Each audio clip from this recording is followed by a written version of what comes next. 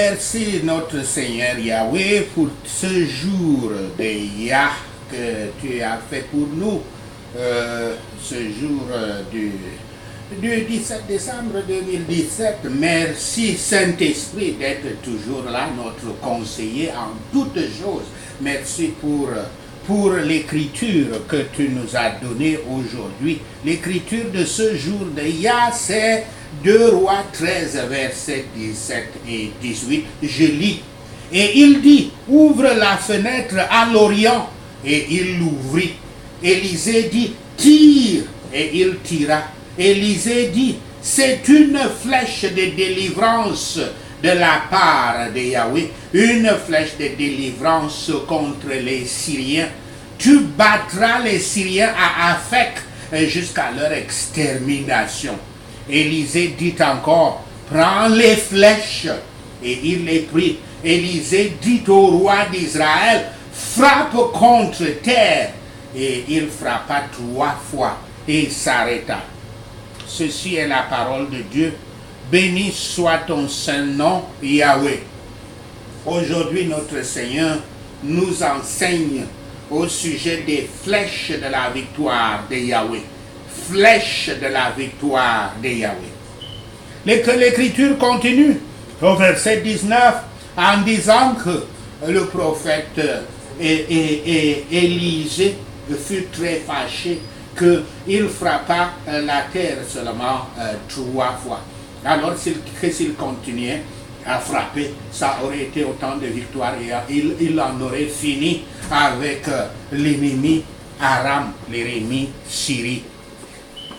Joas, le roi, vint dans l'histoire, c'est que Joas vint voir le prophète Élisée pour recevoir son conseil de mourant et son conseil et la bénédiction d'un prophète mourant, parce que le prophète Élisée souffrait de sa dernière maladie qu'il avait emportée.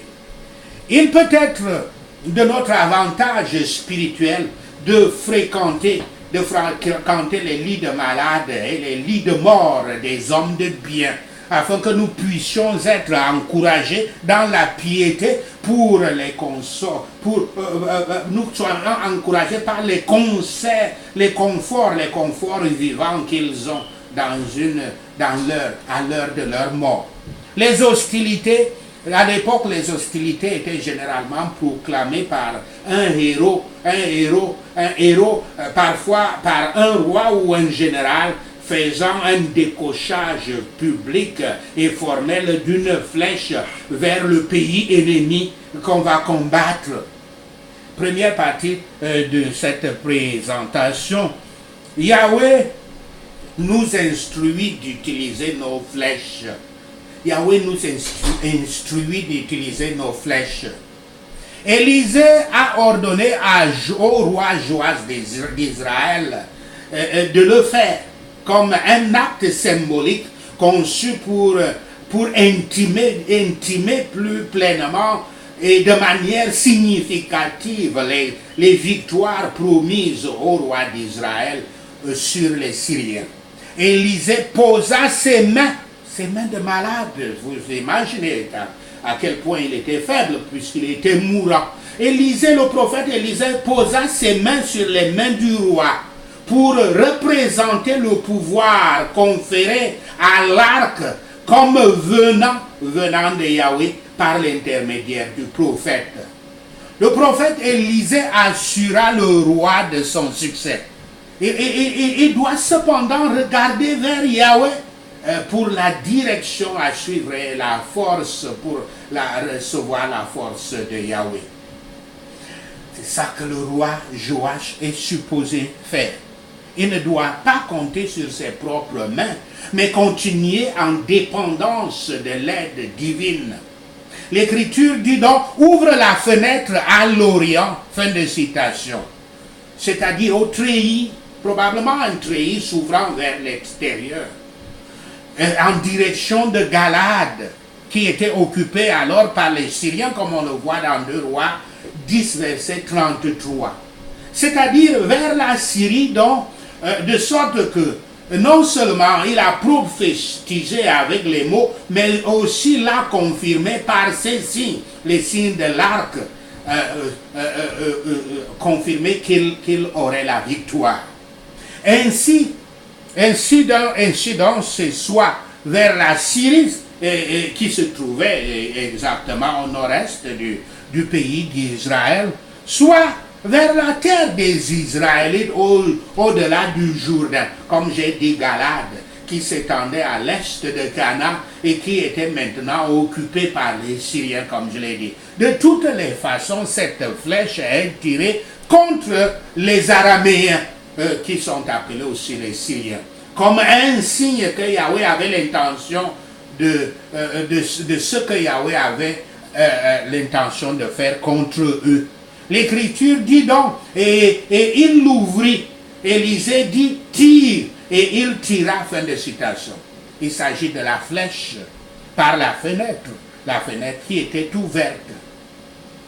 La vieille illustration de déclarer la guerre en tirant une flèche vers le pays de l'ennemi n'est pas sans rapport avec cette affaire, comme je l'ai dit, bien qu'elle n'épuise évidemment pas le sens de l'acte.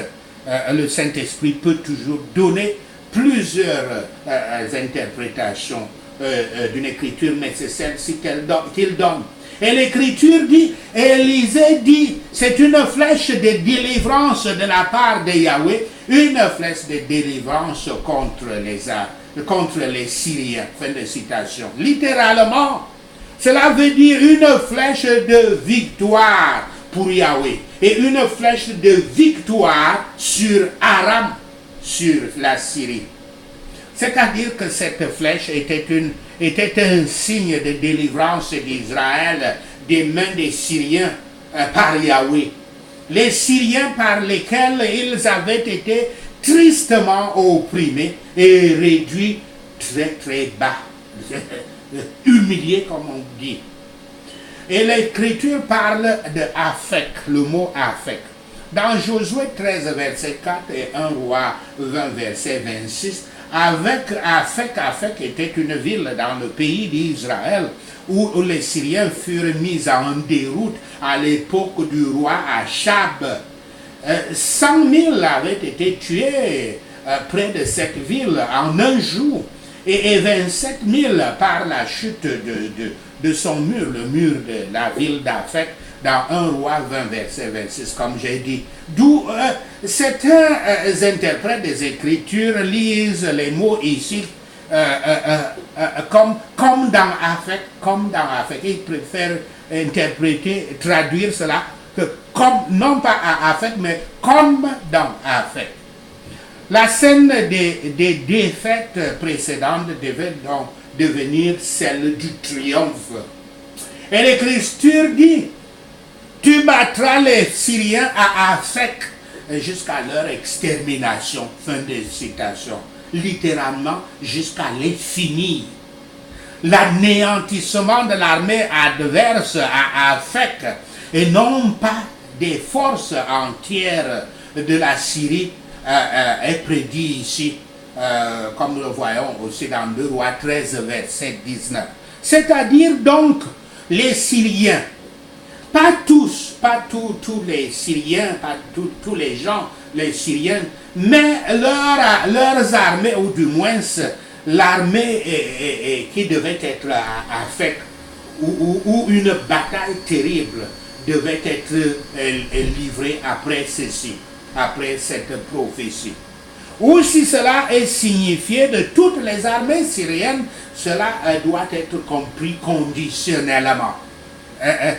S'il ne l'a pas empêché, s'il ne l'avait pas empêché, si le roi Joach n'avait pas empêché cela par son incrédulité ou sa négligence, ceci est signifié dans les versets suivants. Verset 18, l'Écriture dit, Élisée dit encore, prends les flèches, et il les prit, ainsi de suite, fin de citation. C'est-à-dire le reste des flèches qui étaient dans son carquois. Il leur a dit de les prendre, tous, toutes les flèches. Et l'Écriture dit, Élisée dit au roi d'Israël, frappe contre terre. Fin de citation. Frappe le sol de la pièce où se trouvait le prophète. Le premier signe de tirer la flèche à travers la fenêtre annonçait la victoire. Mais cet autre signe de frapper le sol déclarait le nombre de victoires. Le nombre des victoires. Et l'Écriture dit, et il frappa 3 fois et s'arrêta. Fin de citation. Il fit un arrêt, il cessa de frapper. Et c'est cela le cœur de ce que le Seigneur veut nous dire aujourd'hui. Il pouvait penser que cette action était insignifiante ou au-dessus de lui et qu'il était seulement disposé à plaire au prophète, mais il ne le faisait pas avec bonne volonté et par conséquent, il ne frappa pas plus. Bien que ce fût un emblème de sa frappe des Syriens, et qu'il pourrait ne pas avoir compris, par son inattention et son incrédulité à l'égard du signe qui venait de lui être donné concernant la guerre, avec la victoire sûre et la délivrance de la Syrie, ou par l'indifférence au sujet de cette délivrance. Tout est laissé à comprendre pourquoi le roi Joas il était simplement placé là. On te demande seulement frappe le sol. Alors la question, pourquoi s'est-il arrêté de frapper? Ne pouvait-il pas penser et se dire que je vais arrêter de frapper quand le prophète me dira d'arrêter, mais je frapperai le plus de fois possible, parce que normalement un roi a besoin du maximum de victoire pour en finir avec un ennemi redoutable. J'ajoute ici le verset 19. Et il est dit au verset 19, l'homme de Dieu était irrité contre lui. Fin de citation. Et comme je l'ai dit, l'Écriture continue en disant que l'homme de Dieu lui demanda, pourquoi tu t'es arrêté? Pourquoi tu t'es arrêté à 3? Si tu frappais 5 ou 6 fois, tu aurais eu la victoire totale sur les Syriens. Mais c'était fini. Le prophète avait fait sa mission et il ne pouvait plus rien faire. Si Joach, avant cette entrevue avec Élisée, connaissait ou non la nature de ces actions, de ces actions paraboliques par lesquelles les prophètes avaient l'habitude de représenter les événements futurs, il ne pouvait que percevoir par le commentaire qu'Élisée faisait sur la première flèche tirée, signifiant la victoire, qu'il appelle la flèche de la délivrance de son peuple, que son tir était une action symbolique et avait l'intention de préfigurer ses victoires contre cette nation de Syrie, cette nation d'occupation de Syrie. Et par conséquent, Joach pouvait facilement comprendre que cette deuxième action de frapper la terre avec la flèche devait augurer de nombreuses victoires qu'il devait obtenir. Et si donc ajouter à cela, nous pouvons supposer, avec la plupart des interprètes des Écritures, que le prophète l'avait probablement averti que quelle était l'intention symbolique de ce sur quoi il le mettait maintenant, que plus il frappait le sol, plus il assurerait les victoires que ses bras obtiendront. Son armée, je veux dire son armée par ses bras. Et que dans une certaine mesure, son succès dans la guerre fut mis à son pouvoir, lui fut donné, et le pouvoir de succès lui fut donné. La conduite du roi Joas était totalement inexcusable. Si, hésitant de la promesse du prophète, et considérant la grande force des rois de Syrie, plus que la puissance de Yahweh, il arrêta sa main après qu'il eut frappé 3 fois, en supposant que la prédiction n'aurait jamais été accomplie s'il avait continué et frappé la terre de plus longtemps. Comment a-t-il pu penser comme ça? Dans l'ensemble, donc, le prophète avait juste raison d'être offensé contre le roi pour ne pas, parce que ce roi n'avait pas cru en Yahweh, qui avait fait tant de miracles et de prodiges en faveur des Israélites.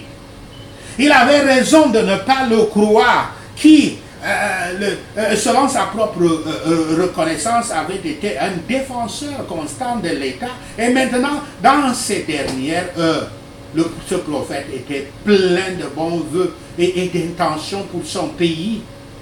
Les mains tremblantes du prophète mourant, comme elles signifiaient la puissance de Yahweh, donnèrent à cette flèche plus de force que les mains du roi dans toute sa force, sa vigueur.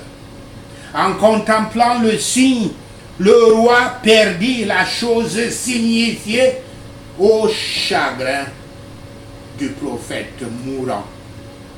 C'est une peine pour les hommes de bien de voir ceux à qui ils veulent du bien renoncer à leur propre miséricorde et de les voir perdre des avantages contre des ennemis spirituels. La deuxième partie de cette présentation, la flèche de victoire de Yahweh. Joas a utilisé l'expression, je cite au verset 14, il a dit: « Oh mon père, le char d'Israël et ses cavaliers », fin de citation. C'est une expression qui avait d'abord été utilisée par justement le prophète Élisée lui-même des années plus tôt, quand le prophète Élie quitta la terre, quand il s'illumina et quitta la terre. Toute une nation qui reconnaît encore un prophète de Dieu comme un père a de l'espoir pour un futur réveil spirituel, j'entends. Également, en identifiant Élisée avec l'armée même d'Israël, avec ses chevaux et ses chars en particulier, le jeune roi Joas révèle sa conviction que la piété est une arme aussi efficace pour combattre l'ennemi que les prouesses militaires.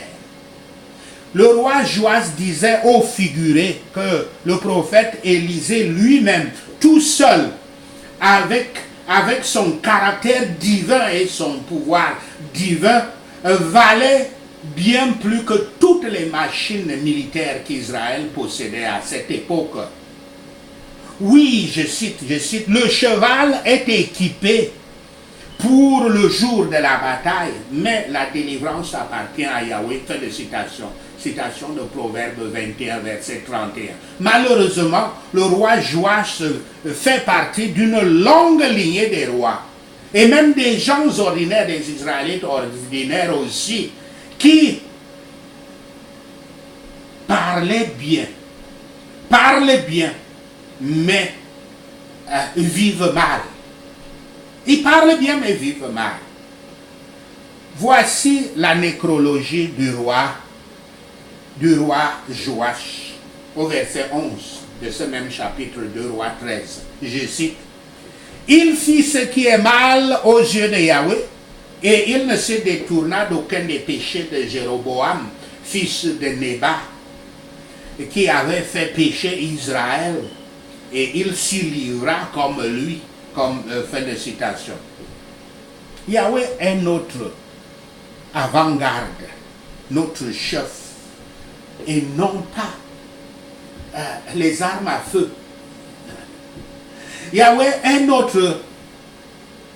notre arrière-garde, nous protégeant aussi par derrière, car l'Écriture dit: car Yahweh ira devant nous, Yahweh ira devant vous, et le Dieu d'Israël fermera votre marche, fin de citation, citation d'Ésaïe 52, verset 12. Qui a besoin d'un armement terrestre? Yahweh est notre protecteur, à droite et à gauche. L'Écriture dit, Yahweh est celui qui te garde, l'Éternel est ton ombre à ta main droite, fin de citation, citation de Psaume 121, verset 5. Et Yahweh est aussi notre superviseur, ainsi que notre fondation, à la fois au-dessus de nous et sous nous, au-dessous de nous. L'Écriture dit, le Dieu d'éternité est un refuge. Et sous ses bras éternels est une retraite. Devant toi, il a chassé l'ennemi et il a dit, extermine. Fin de citation, citation de Deutéronome 33, verset 27. Vous voyez alors toute la mesure de la victoire dont Yahweh veut que nous jouissions. L'Écriture a dit, tu frapperas les Syriens jusqu'à ce que tu les aies consumés. Fin de citation. Vous voyez aussi la mesure limitée de la victoire que la plupart des chrétiens éprouvent. L'Écriture dit, et il frappa 3 fois et s'arrêta. Fin de citation. C'est ce que nous faisons tout le temps. Ceci s'adresse à nous, les chrétiens. 3 grandes bénédictions et nous pensons avoir tout obtenu. 3 succès contre l'ennemi et nous pensons avoir fait des merveilles, avoir fait des miracles. Mais le Sauveur s'émerveille du fait qu'après tout ce qu'il a fait pour nous, nous devrions nous contenter de tel. Pourquoi ne devrions-nous il s'étonne. Je ne sais même pas qu'il s'émerveille. Le Sauveur s'étonne du fait qu'après tout ce qu'il a fait pour nous, nous devrions nous contenter de telles demi-mesures. Bon, nous tirons de tout ceci 4 leçons pour une grande victoire complète dans la vie chrétienne. Les règles pourraient être donc 1. Déclarer la guerre contre Satan et le péché. Élisée intervient sur les lamentations du roi avec les mots emphatiques quand il dit « prends l'arc et les flèches ». Il est temps non pas de pleurer, mais de faire la guerre. Le chrétien, comme les Écritures disent que ce n'est pas quelqu'un qui est dans la peur, il ne connaît pas la peur. Le chrétien n'est pas un pleureur, il ne pleure pas il ne pleure pas dans la vie, mais plutôt un guerrier. Le chrétien est un guerrier. Le génie de l'évangile n'est pas la paix à tout prix, mais la vérité à tout prix. Comprenez-le très bien. Le génie de l'évangile n'est pas la paix à tout prix, mais la vérité à tout prix. La paix avec le diable ne vous amènera rien, pas du tout. C'est l'exemple le plus élémentaire. Deuxièmement, l'union fait la force. C'est le sens du deuxième acte de ce drame illustratif. Et l'Écriture dit, le prophète a mis ses mains sur les mains du roi. Fin de citation. Comme l'officier qui a tiré pour capturer l'un des forts de l'ennemi, après 2 tentatives infructueuses, demandant d'abord à son général de saisir sa main droite conquérante, nous devons donc savoir ce que c'est que notre faiblesse soit englobée dans la force du Christ. Notre faiblesse doit être englobée dans la force du Christ, comme justement la main du prophète qui s'est posée sur la main du roi Joas. Troisièmement, une délivrance, réclamer une délivrance complète. C'est la signification de l'étape suivante. La fenêtre s'ouvrit vers l'est, vers l'orient, comme l'Écriture dit, et par la fenêtre ouverte fut lancée la flèche de victoire de Yahweh, la flèche de la victoire sur la Syrie, sur l'ennemi. La fenêtre ouverte fait également allusion à l'expression bien connue, le ciel est la limite. Le ciel est la limite, ce qui signifie frapper le sol autant de fois que vous pouvez avec la flèche de la victoire. Une victoire n'est jamais suffisante contre Satan. Sachez-le. Une victoire n'est jamais suffisante contre Satan, contre le péché ou contre la vie de la chair. Pourquoi est-ce si difficile d'être un chrétien têtu? Nous devons être des chrétiens têtus quand il s'agit de la guerre spirituelle. Voici une des raisons pour lesquelles il peut être si difficile de s'accrocher obstinément, de manière têtue à Yahshua. Satan est têtu, un tentateur puissant, et il ne recule devant rien pour vous faire jeter l'éponge concernant toutes choses du Christ. Vous devez donc lui résister obstinément, de manière têtue, comme cela est dit dans 1 Pierre 5, verset 9. Vous résistez à Satan et à ses tentations en tirant les flèches victorieuses de Yahweh contre lui pour pas une fois, pas 3 fois, mais autant de fois que nécessaire. Rappelez-vous que Satan et ses agents n'entendent que le langage de la violence. Je cite cette écriture. Et depuis les jours de Jean-Baptiste jusqu'à maintenant, le royaume des cieux subit la violence et les violents la prennent par la force.